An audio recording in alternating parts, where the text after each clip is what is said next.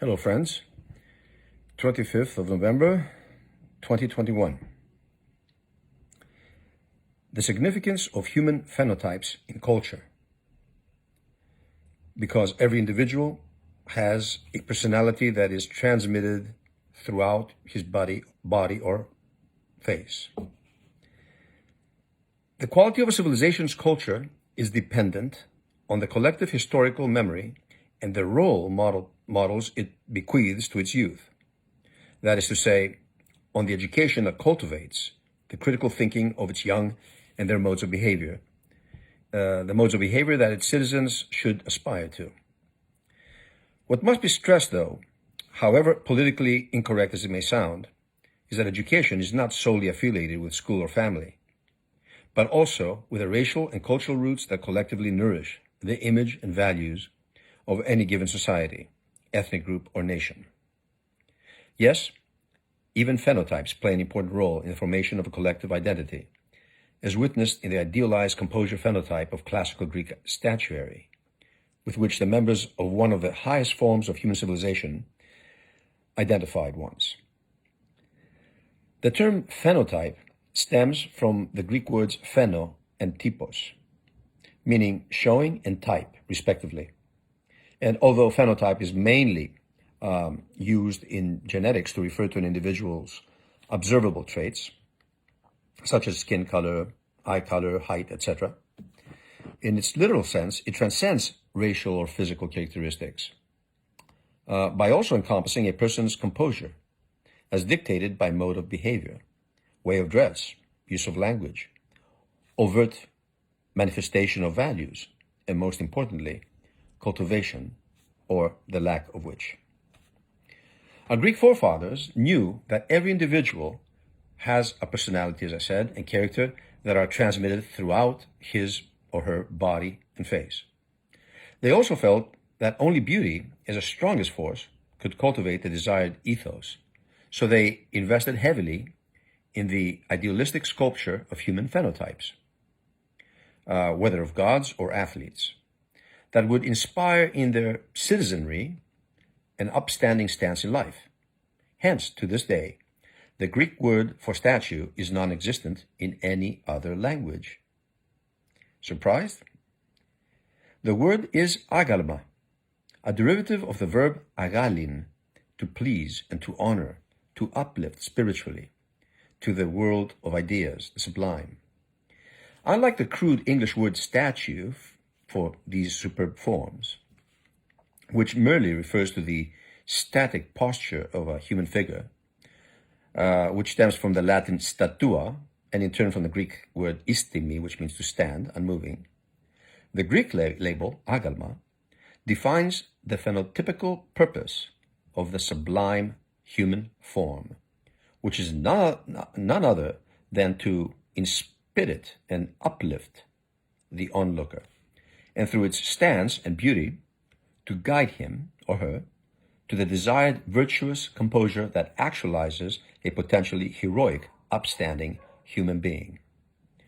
For the Greek agalma exemplifies the virtues of goodness and wisdom in the unperturbed face, expressionless at times, valor and bravery in the powerful chest, and moderate consumption in the well-defined abdomen.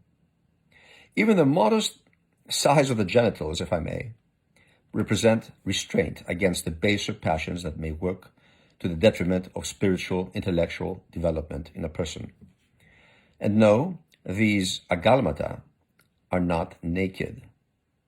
On the contrary, they embody propriety in the nude. And when one adds to all this the Pythagorean golden ratio applied geometrically on the figure and the noble features of the serene face, even when the body is dynamically posed for action, as in Myron's discus thrower, it is no wonder that the heroic Greek agalma is to this day the ultimate reference of the ideal phenotype.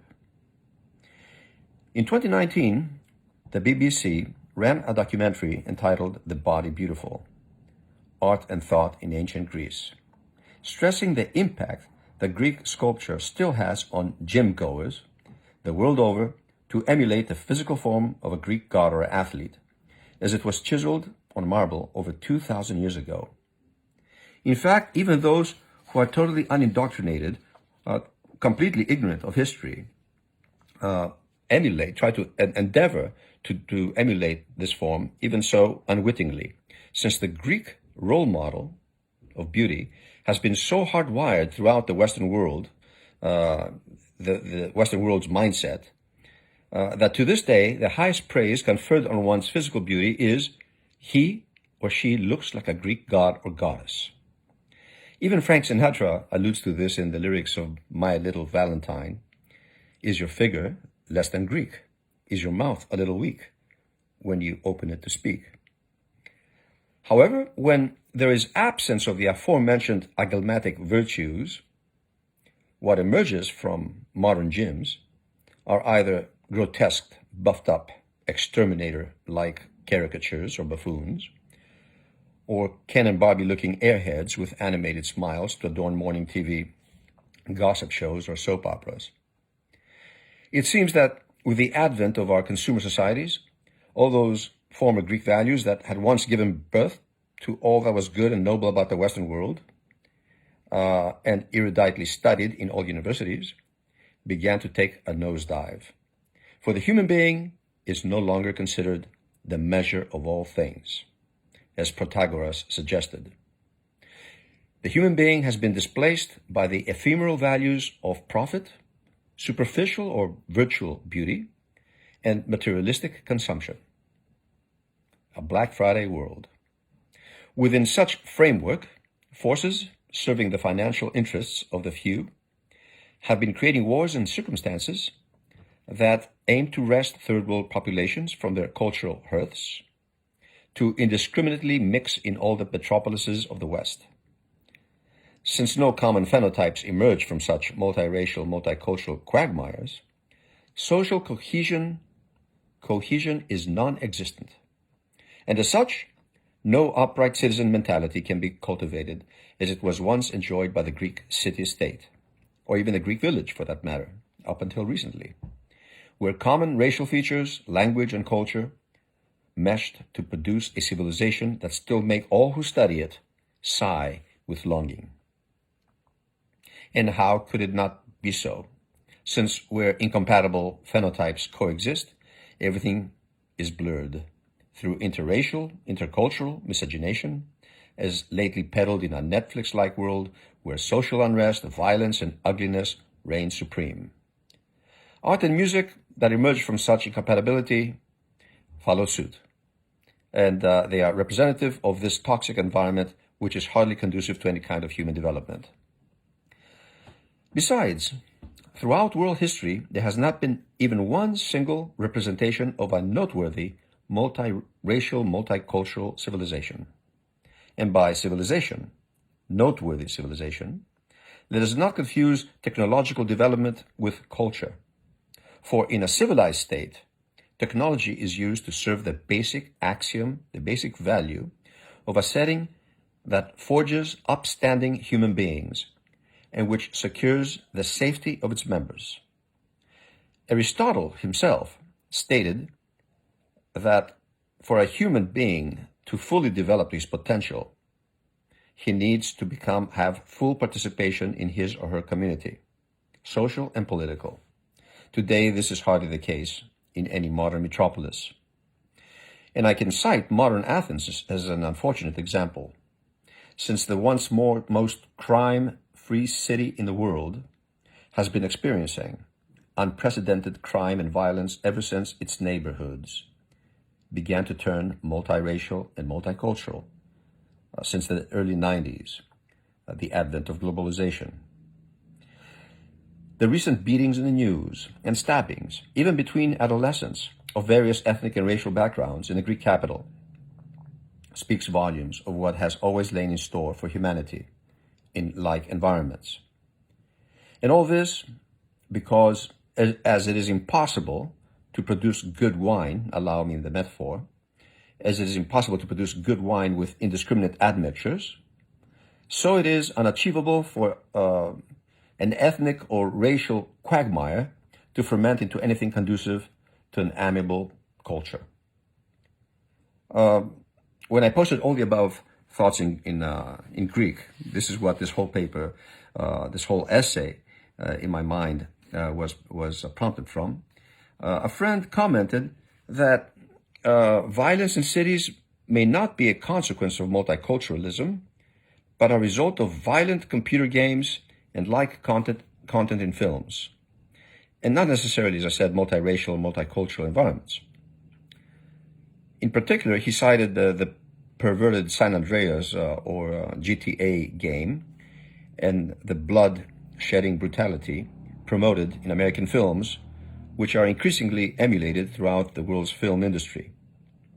It really did strike me as odd that he could not make the connection between the violent content matter he blames for decadence and the multiracial, multicultural source that produces it. For the phenotypes of the maniacs, the maniacs promoted in the San Andreas and Grand Theft Auto games, who indiscriminately kill or steal on a whim, and the unabridged violence in films that we see in our screens, TV screens, and our children are exposed to nowadays, are none other than byproducts of the American melting pot that our deracialized, demoralized, globalized world is turning into, putting paid to any kind of human development. And although there are high achievers and high achiever mentalities in the Western world that places university degrees in education in the highest ranking of values, the cosmopolitan mindset instilled in these young minds, as opposed to local community orientation, produces individuals bearing a substance not much unlike that of floating gases, if I may. Because you need to be part of your community. You need to be able to transubstantiate all this education into your community and form some kind of social solidarity, something non-existent in any modern society, especially in large cities.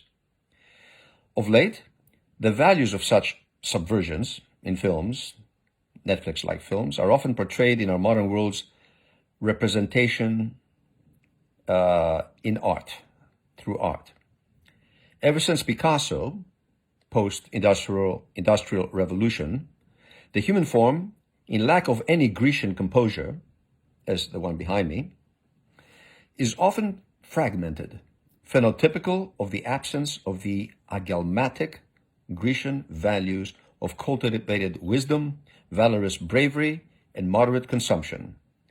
For it is not uncommon to see an artist nowadays defecating on a canvas, passing it off as art, or taking a long pee on a fan's face, as did the female vocalist the other day, named Sophia Eurista, as the Uranus surname suggests, during one of her concerts.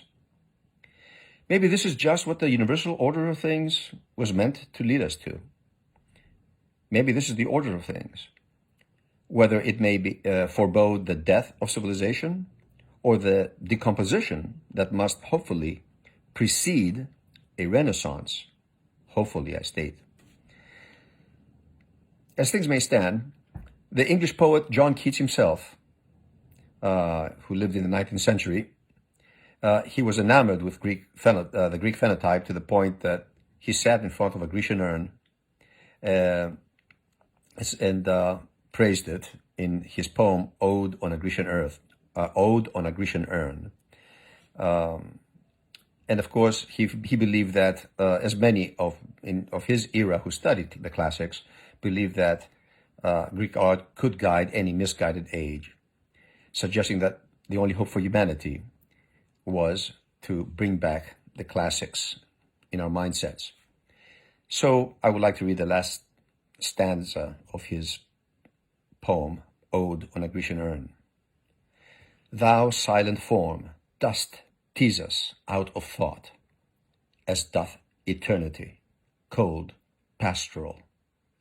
When old age shall this generation waste, thou shalt remain in midst of other woe than ours, a friend to man to whom thou sayest, beauty is truth, truth beauty. That is all you know on earth, and all you need to know.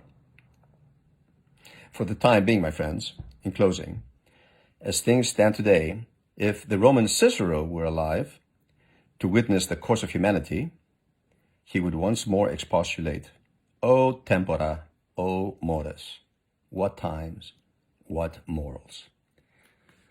Thank you for listening.